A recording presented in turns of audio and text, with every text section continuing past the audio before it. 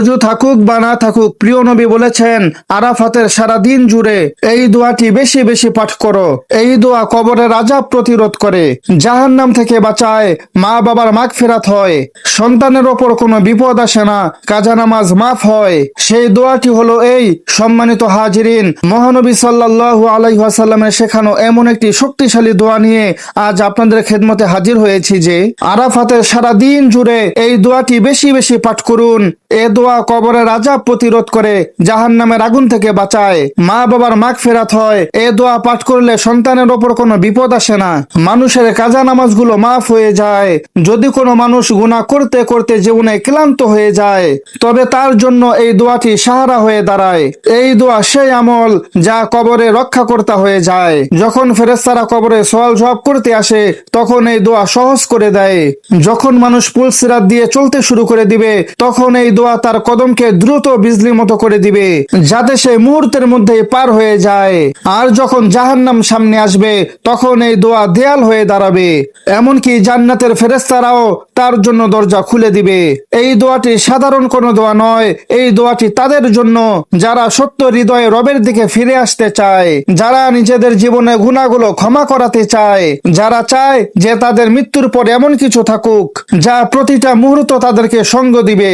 সম্মানিত হাজিরিন, আজ আপনাদের জন্য এমন একটি দোয়ার আমল নিয়ে এসেছি যা আখিরাতে আপনাকে সব বিপদ থেকে বাঁচাবে এবং দুনিয়াতে ধন ও দৌলতে বরকত দান করবে। সুবহানাল্লাহ। সম্মানিত হাজিরিন, চলুন আমরা সেই শক্তিশালী দোয়াটি শেখার আগে মহান আল্লাহর কাছে একটু প্রার্থনা করে নেই, যার হাতে আমাদের প্রাণ। হে আমার রব, প্রেমময় আল্লাহ, এই জিলহজ মাসের আরাফাতের দিনের উসিলায় তুমি আমাদের জীবনের গুনাহগুলো ক্ষমা করে দাও। তুমি আমাদের সন্তানদেরকে বিপদ আপদ বালা মুসিবত থেকে বাঁচিয়ে রাখো এবং আমাদের পরিবার পরিজনদেরকে মৃত্যু পর্যন্ত ঈমানের সাথে চলার তৌফিক দান করে দাও। আমিন। কমেন্ট বক্সে আমিন লিখে আপনিও দোয়াতে শরীক থাকুন, কেননা কে জানে কার দোয়া কখন কবুল হয়ে যায়। সম্মানিত দিনী ভাই ও বোন, আপনি দেখছেন চ্যানেল ইসলামিক ব্লগার স্টুডিও। এই চ্যানেলে প্রতিদিন দিনে আমল এবং দোয়ার ভিডিও আপলোড করা হয়। সেই ভিডিও সবার আগে পেতে চ্যানেলটিকে এখনই সাবস্ক্রাইব করে পাশে থাকা বেল আইকনটি বাজিয়ে দিন।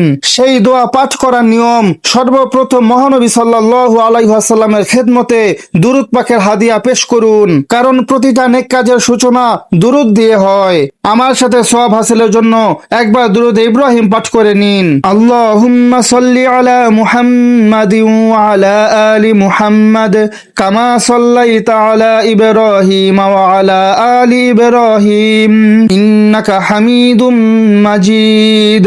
আল্লাহুম্মা বারিক আলা মুহাম্মাদিন ওয়া আলা আলি মুহাম্মাদ কামা বারাকতা আলা ইব্রাহিম ওয়া আলা আলি ইব্রাহিম ইন্নাকা হামিদুম মাজিদ।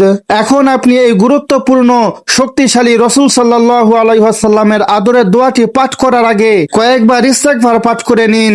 আস্তাগফিরুল্লাহাল্লাযী লা ইলাহা ইল্লা হুয়াল হাইয়ুল কাইয়্যুম ওয়া আতুবু ইলাইহি। মহানবী সাল্লাল্লাহু আলাইহি ওয়াসাল্লাম বলেছেন, বছরের শ্রেষ্ঠতম দিন হচ্ছে আরাফার দিন, আর আরাফার দিনে শ্রেষ্ঠতম দোয়া হচ্ছে এটি, যা স্বয়ং মহানবী সাল্লাল্লাহু আলাইহি ওয়াসাল্লাম সব সময় পাঠ করতেন। শুধু তাই নয়, তিনি বলেছেন পৃথিবীর শুরু থেকে শেষ পর্যন্ত যত নবী রাসূল পয়গম্বর ছিলেন সবাই এই দোয়াটি পাঠ করতেন, যার উসিলায় কবরের অন্ধকার আলোতে বদলে যায়। এটি সেই দোয়া যা কিয়ামতে মিজানে নেকির পাল্লাকে ভারী করে দেয়। এই দোয়াটি সকাল থেকে সন্ধ্যা পর্যন্ত নির্দিষ্ট কোনো সংখ্যার মধ্যে রাখবেন না। আপনি যত বেশি পারেন, 1000, 5000, 10,000, 1 লাখ, আপনি যত বেশি সম্ভব তত বেশি পাঠ করবেন। দোয়াটি হলো লা ইলাহা ইল্লাল্লাহু ওয়াহদাহু লা শারীকা লাহু লাহুল মুলকু ওয়া লাহুল হামদু ওয়া হুয়া আলা কুল্লি শাইইন কাদির।